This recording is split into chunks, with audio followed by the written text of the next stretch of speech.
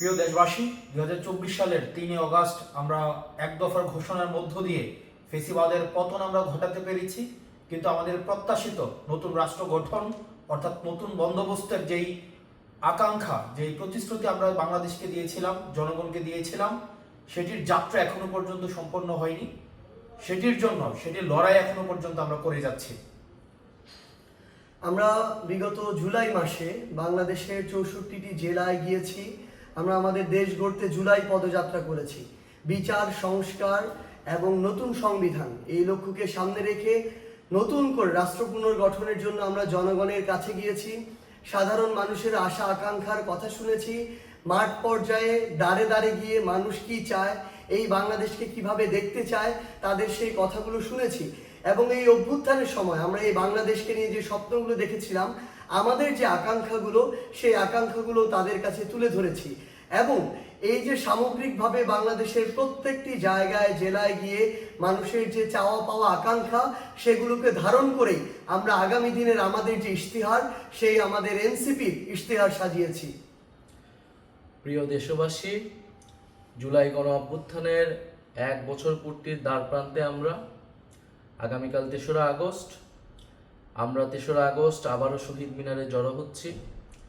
আমরা নতুন বাংলাদেশের আকাঙ্ক্ষা নিয়ে কাজ করছি। আমাদের কাছে জুলাই কোনো সমাপ্তি ছিল না, জুলাই ছিল শুরু, একটি সম্ভাবনার শুরু, আকাঙ্ক্ষার শুরু। এই 1 বছর হয়তো আমাদের অনেক অপ্রাপ্তি রয়েছে, অনেক হতাশা রয়েছে, কিন্তু আমরা মনে করি যদি আমরা ঐক্যবদ্ধ থাকি, যদি আমাদের ভিতরে সেই স্বপ্নের বীজ এখনো থাকে, আমরা আমাদের সেই আকাঙ্ক্ষিত বাংলাদেশ গড়ে তুলতে পারবো। আমাদের গত 1 বছরের অভিজ্ঞতা, 1 বছরের সীমাবদ্ধতা সব কিছু মিলিয়ে আমরা সামনের দিনের পথ চলতে চাই।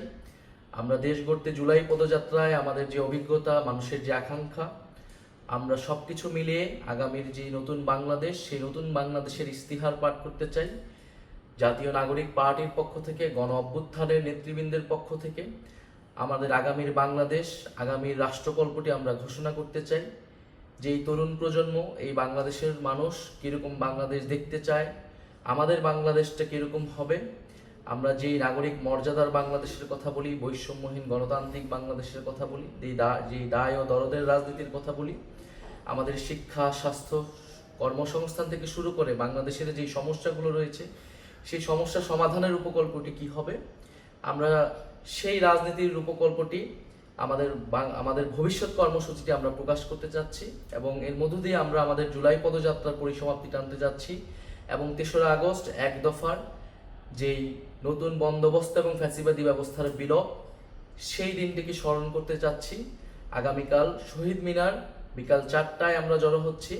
আপনাদের কাছে উদ্যত আহ্বান, আপনারা ঢাকা আসুন, শহীদ মিনার এসে যোগ দিন এবং আমাদের সাথে থাকুন, আমাদের প্রতি সেই আস্থাটি রাখুন।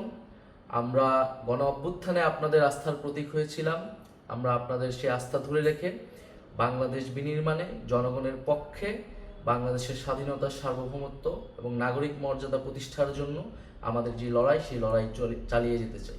আগামীকাল শহীদ মিনারে দেখা হচ্ছে বিকাল 4টায়।